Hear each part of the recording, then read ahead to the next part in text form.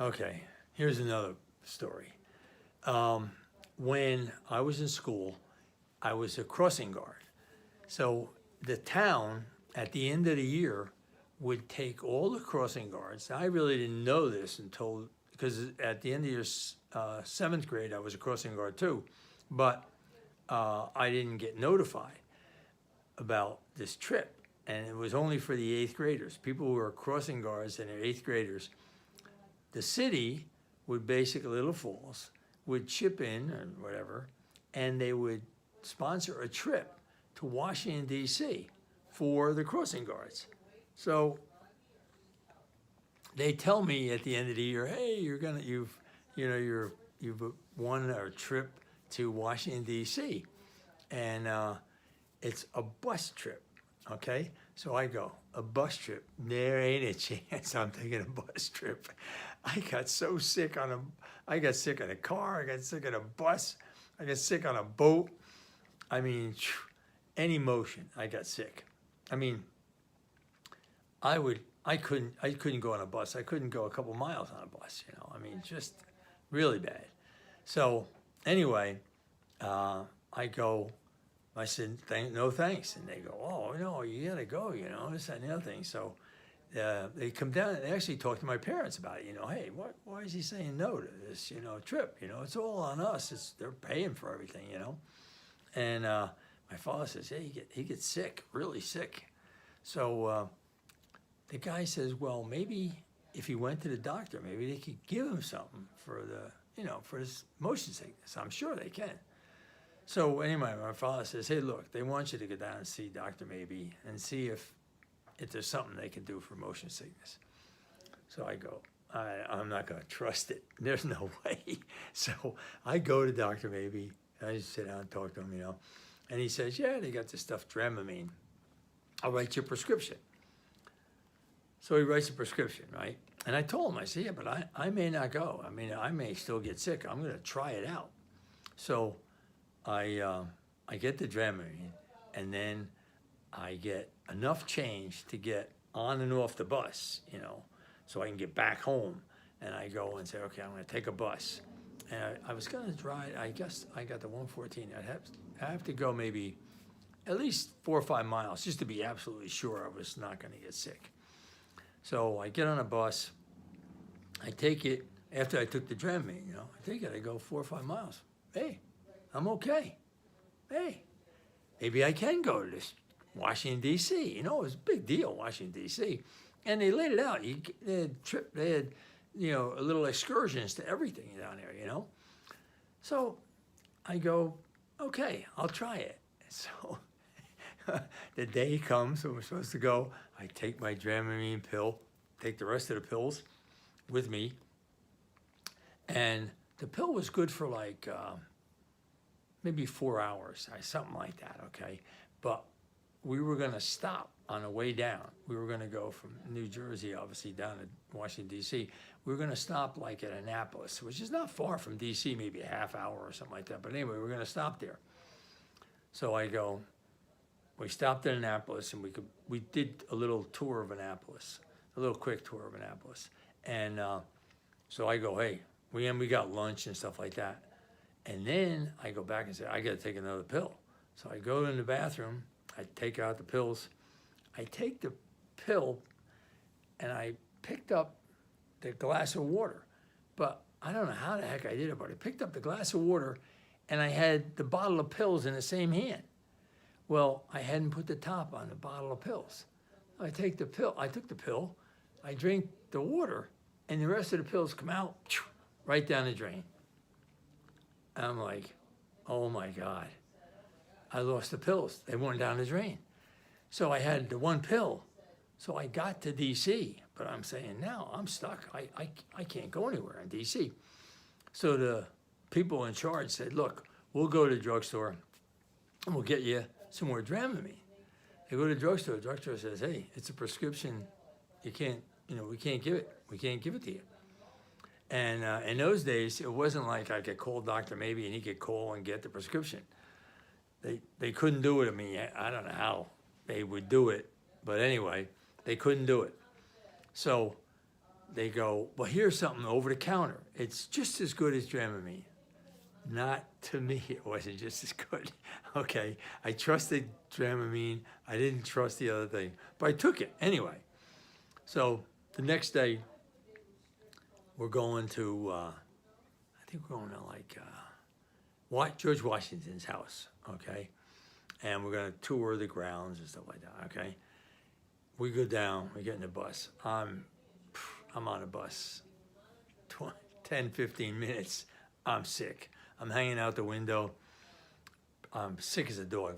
I have to stop the bus once, and I get out, throw up, get back on the bus. Oh, I'm dying, right? And nobody wants to be near me because they don't want to even hear me, you know? I'm just gonna make them sick.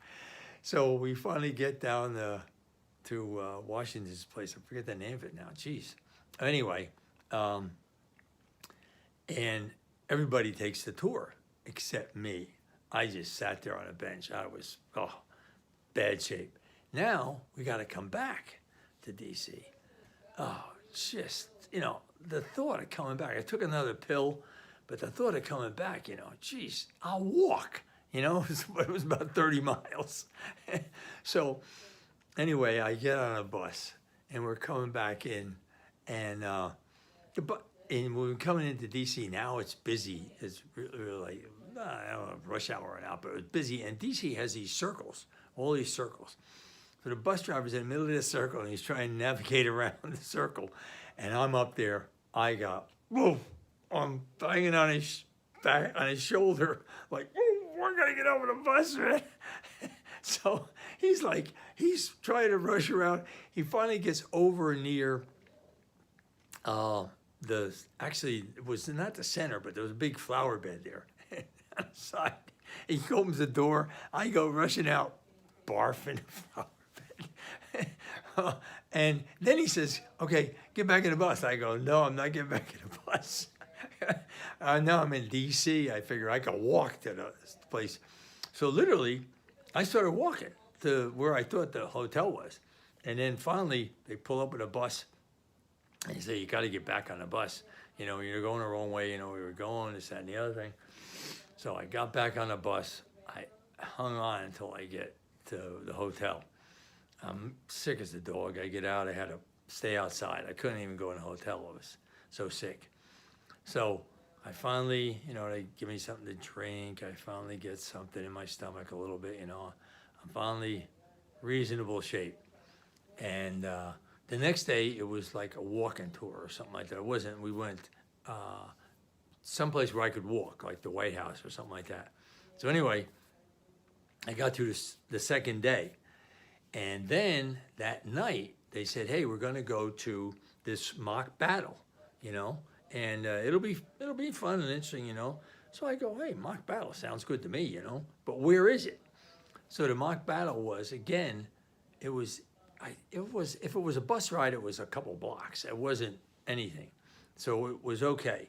So I can make it to the place, right? It's an armory. We get in this big armory, and the mock battle is not like watching some makeup of the Revolutionary War or something like that. This was actually like American soldiers, how they would fight or whatever in any war, and how they would move and stuff like that.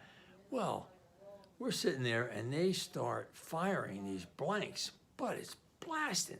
I mean, the noise was unbelievable. And me, I'm on the edge anyway. Now I'm like, oh my God. I mean, the sound went right through my stomach, And now I'm staggering out in the outside, and they don't want me outside. It's nighttime, I'm like, I got to get out of here, man. I got to get out. I was in the bathroom throwing up. Now I got to get outside and get some fresh air. But, so I suffer through. I finally get home. Now get this.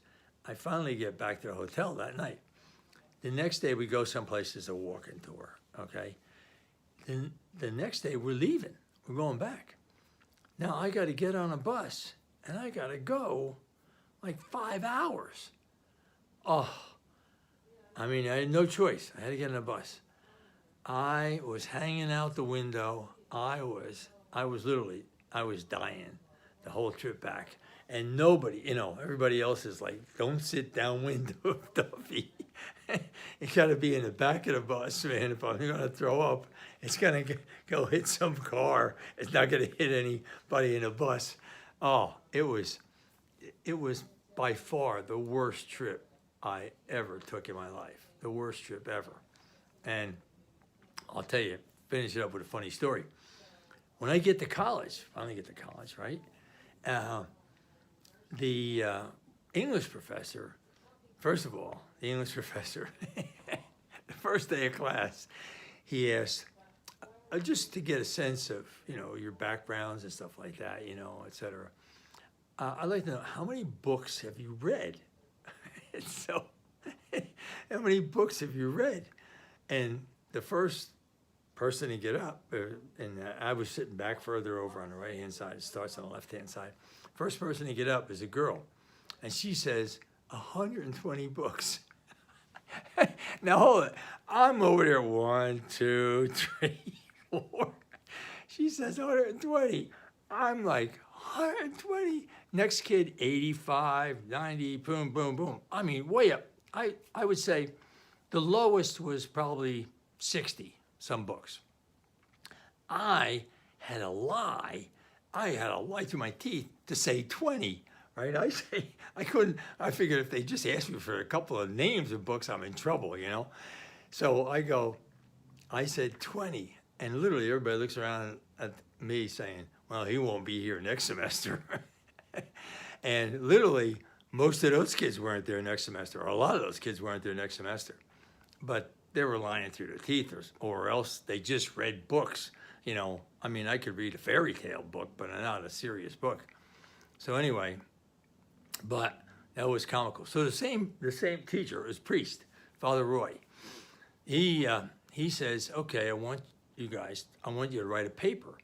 And the paper has to be a narrative of a journey that you took, a trip, a vacation, anything, a narrative of a journey. So I write the story about my trip to Washington, D.C. And I titled it My Faith in a Pill, because I had all this faith in Dramamine. When I lost the Dramamine, I had no faith in any other pill. So I write the story, right, hand it in, and maybe a few days later, I'm in the chow hall, eating, and everybody around me is talking about something, and they're laughing about it, and they're talking about my story. Apparently he read my story in class, and everybody thought it was great. They laughed and everything else at it, they had a good time because it was a funny story, and I told it in a funny way. So I'm sitting there saying, wow, man, you took my first paper. Oh, I'm gonna get an A or a B maybe at the worst. I get in, I get the paper, I look it up, C+. C+. I went up to see him after it, really. I said, hey, he read it in our class too, right? So everybody enjoyed the thing, everybody was laughing about it and stuff. So everybody enjoyed it. He enjoyed it enough to read, so he said, oh yeah, I thought it was one of the funniest, papers I'd read. It was really enjoyable, this, that, and the other thing. I said, well, how come I have a C+? And he said, well, you use too many colloquial terms. And I would like slang kind of terms, colloquial. That's a big word for slang. But when you write a story, it's, now today, honestly, I think they'd mark that paper totally different today than they did then. But anyway, I got a C+ after a paper that got read in every section in his English class. So anyway, that's using the results of a bad trip to help out in my college. Okay, catch you guys later. Take care.